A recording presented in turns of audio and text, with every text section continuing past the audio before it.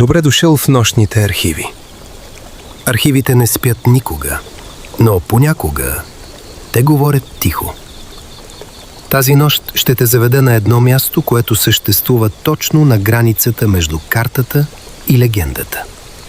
Между видимото и онова, което се крие зад вятъра в короните на старите дървета. Намери удобна позиция. Усети как тялото ти се отпуска малко по малко към постелята. Към тъмнината зад затворените ти очи. Нека дишането ти се забави. Вдишай бавно и издишай. Сега следвай гласа.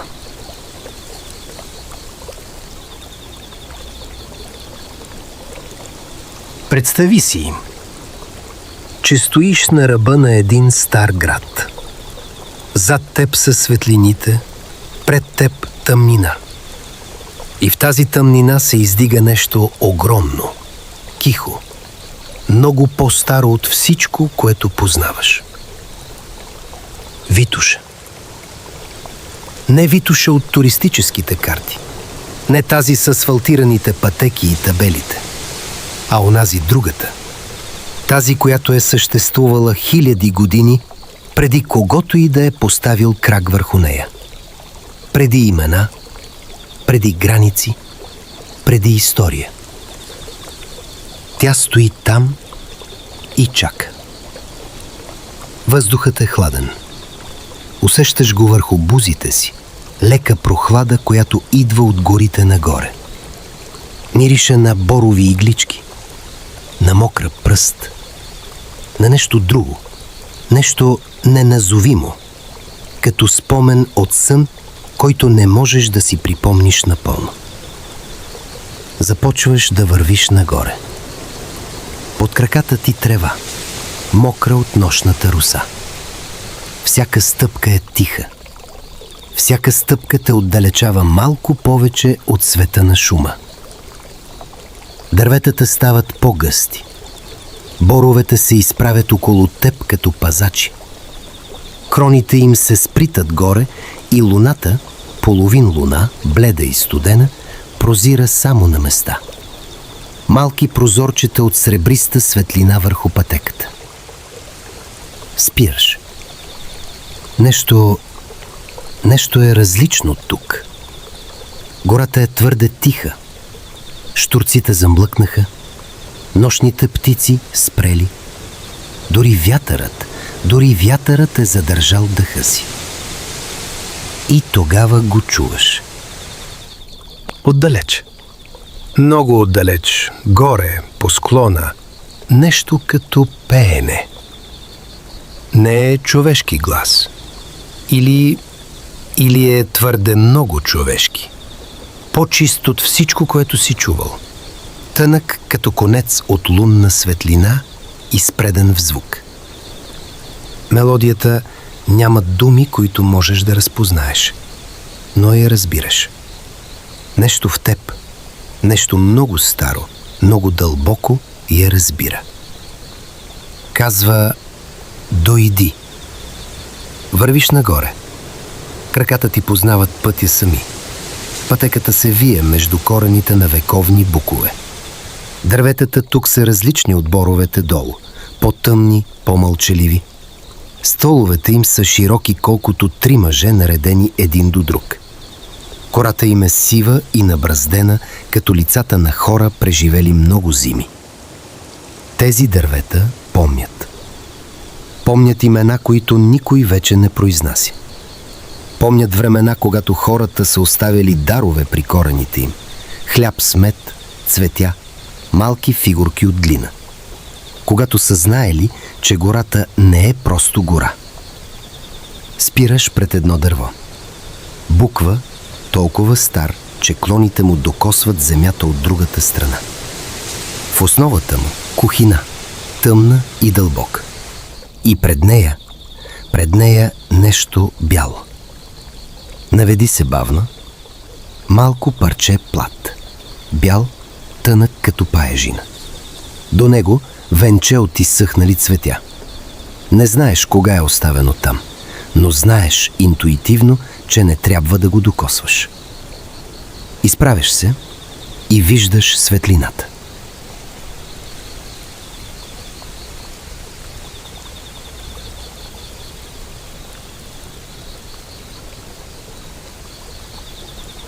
Между дърветата поляна.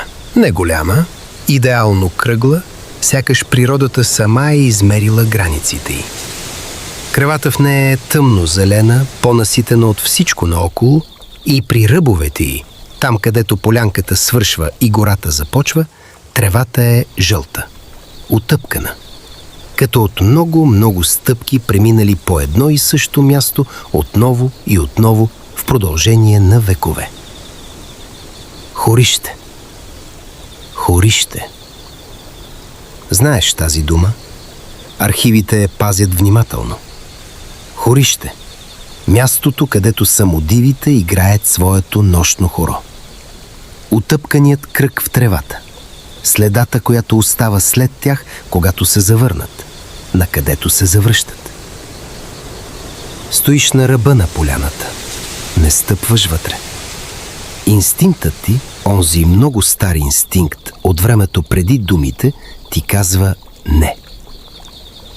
И тогава ги виждаш. Три фигури в края на поляната от другата страна. Бели. Облечени в нещо толкова тънко, толкова леко, че изглежда като мъгла, приела форма. Косите им дълги, разпуснати, сребристи в лунната светлина. Може би руси, може би бели. Не можеш да кажеш, светлината е грешна тук, различна от тази, с която си свикнал. Не се движат.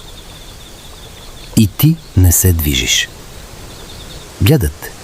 Или гледат нещо зад теб. Не можеш да кажеш.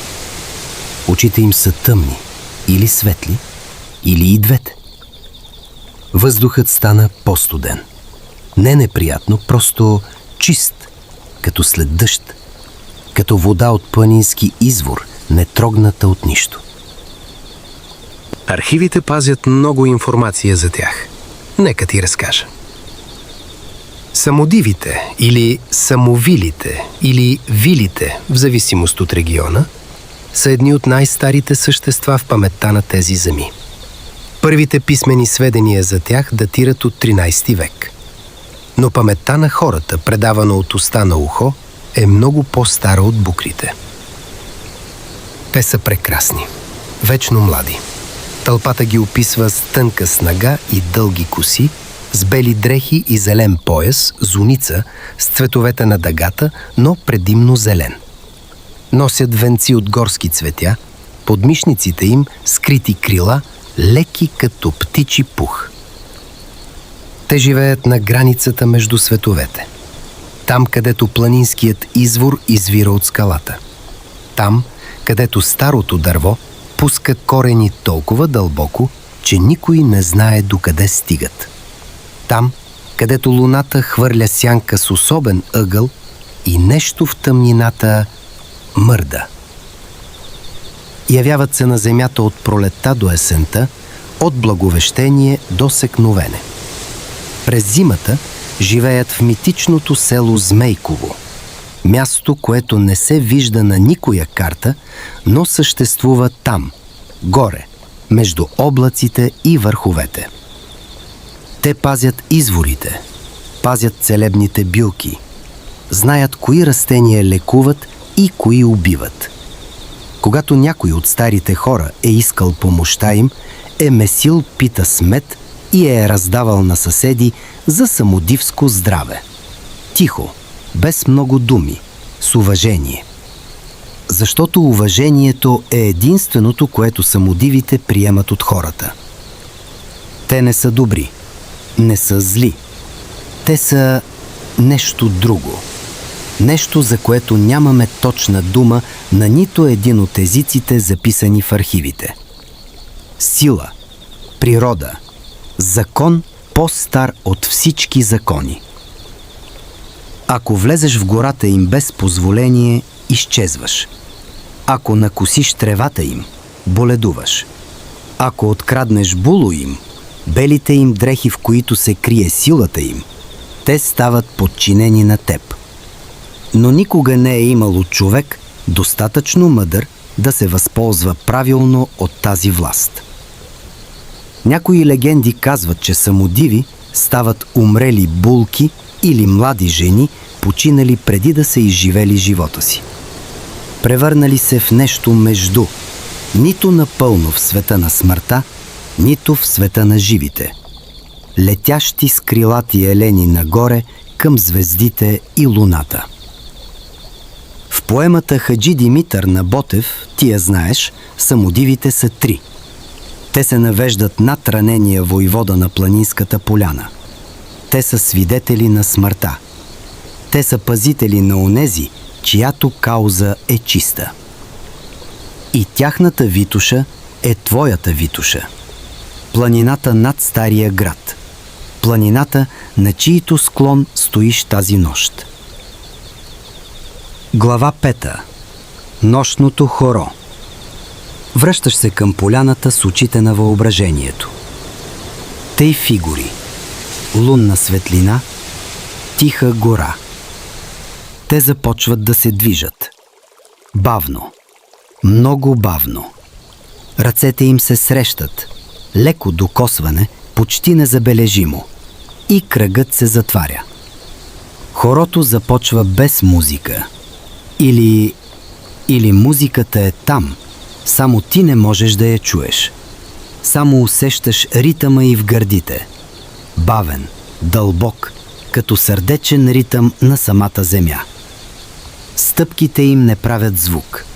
Боси крака върху тъмно-зелената трева и там, където стъпват, тревата остава права, не отъпкана, не наранена, като перо плъзнало по водата. Кръгът се върти, бавно, по посока на часовниковата стрелка. Косите им се вият зад тях като дим. Белите им дрехи са почти прозрачни в лунната светлина. Виждаш вложения в тях светлинен модел, сложен и прецизен, като паяжина след дъжд. Усещаш, че трябва да спиш. Не от страх, не от умора, от нещо друго. От онзи вид спокойствие, което идва само когато ти разбереш напълно и без резерви, че си на правилното място в правилния момент. Слягаш бавно на земята до кореновете на стария бук. Тревата е мека, мокра е от роса, но не студена, само свежа, природна, истинска. Облягаш гърба си на дървото. Дишаш.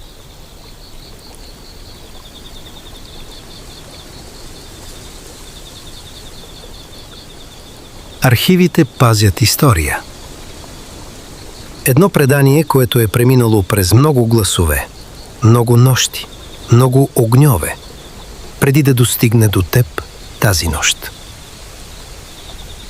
Имало едно момче. Точно момче. Не мъж, не дете. Тази възраст между двете, когато светът изглежда едновременно огромен и познат.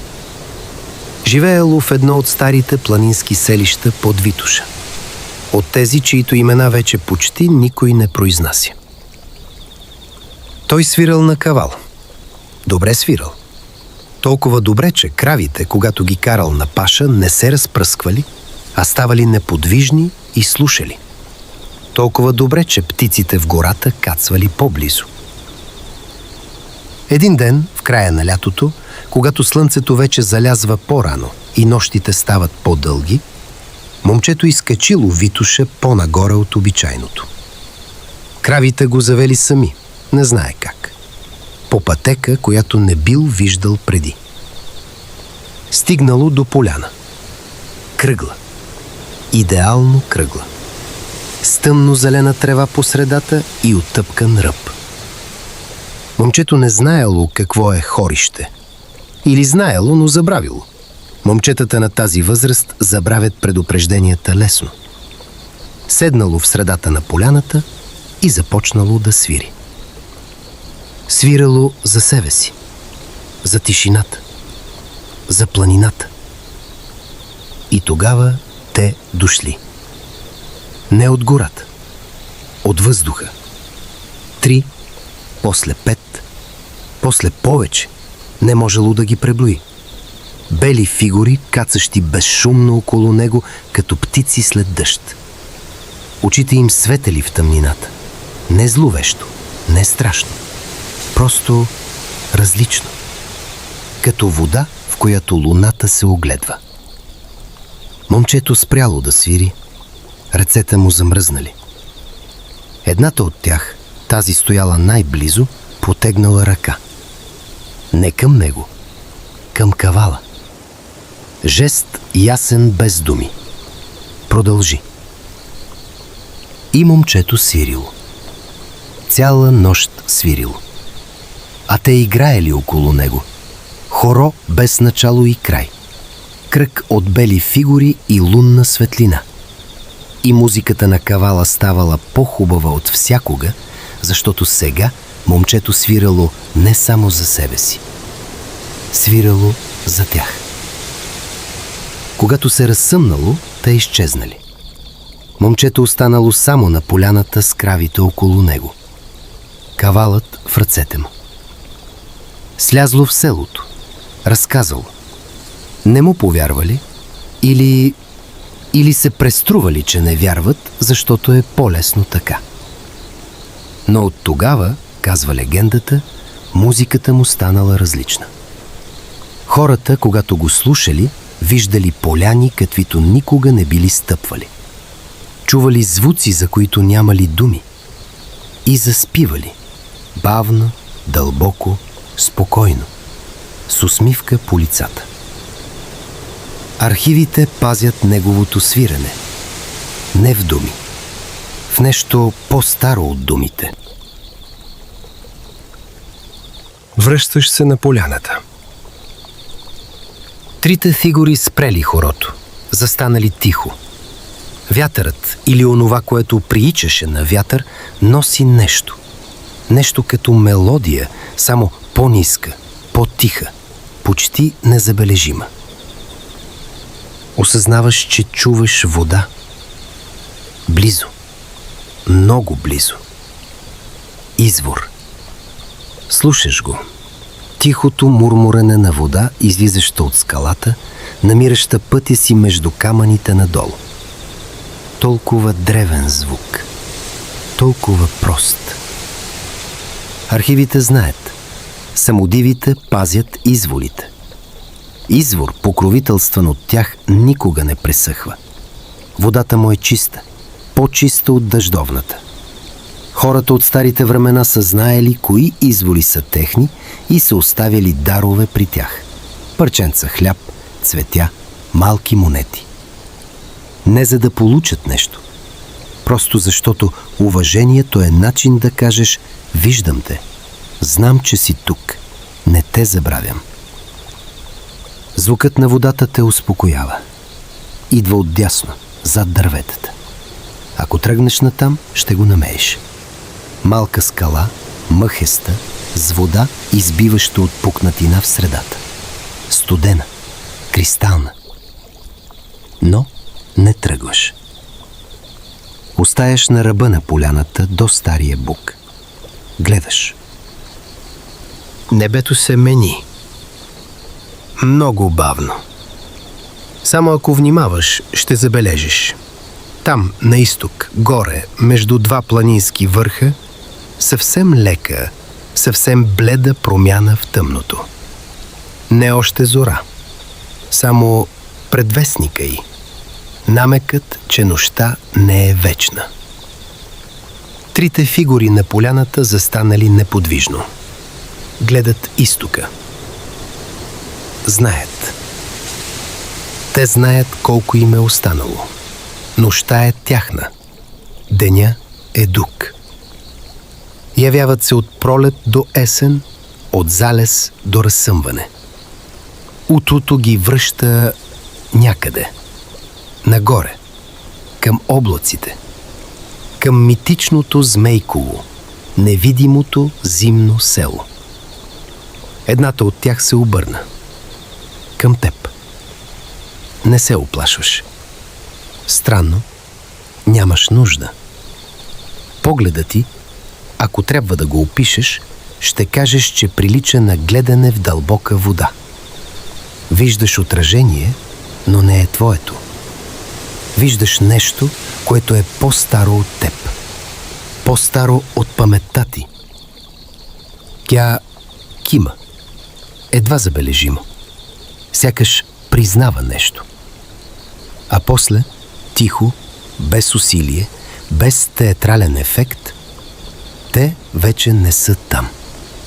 Не изчезват, не летят. Просто светлината се мени за секунда и когато се върне, поляната е празна. Само тъмно зелената трева. Само лунната светлина вече по-бледа. Само звукът на извора.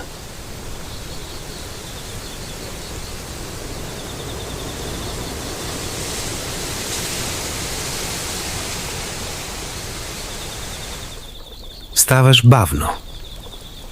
Тялото ти е тежко, приятно тежко, като след дълга разходка на чист въздух. Умората, която обичаш. Тази, която казва «Беше тук». Наистина беше тук. Вървиш обратно по пътеката, между старите букове, покрай Борова гора. Надолу, надолу, надолу. Осъзнаваш нещо, докато вървиш. Светлините на града, видими от тук, не са толкова ярки, колкото бяха. Или очите ти са свикнали с нещо по-различно. С тъмнина, в която нещата светят по свой начин. Лунна светлина по листа, блясък на роса по тревата, студеното мерцане на звездите между клоните. Планината е зад теб, но не напълно. Нещо от нея е останало. Не можеш да кажеш какво. Не е усещане, не е мисъл, просто знание. Тихо, неизисквано знание, че светът е по-голям от всичко, което виждаш. Че под асфалта е земята. Че под историята е легендата. Че в гората над Стария град, в гората на Витоша, 3 фигури в бели дрехи са заминали за Змейково. И ще се върнат. На Благовещение. Когато пролетта отвори вратата. Тялото ти е тежко. Много тежко. Дишането ти е бавно, равно, дълбоко. Архивите пазят много истории. Тази беше само една. Записана в по-стара тетрадка с мастило, което е изсъхнало отдавна, но думите са останали. Защото думите за самодивите не остаряват. Нека Витоша те пази тази нощ. Нека изворите пред тях да текат тихо. Нека хорото да продължи там горе, в средата на тъмно-зелената трева, под половин лунна светлина. А ти заспи. Това е всичко за тази нощ от нощните архиви. Архивът на забравеното ви благодари, че слушахте. Лека нощ!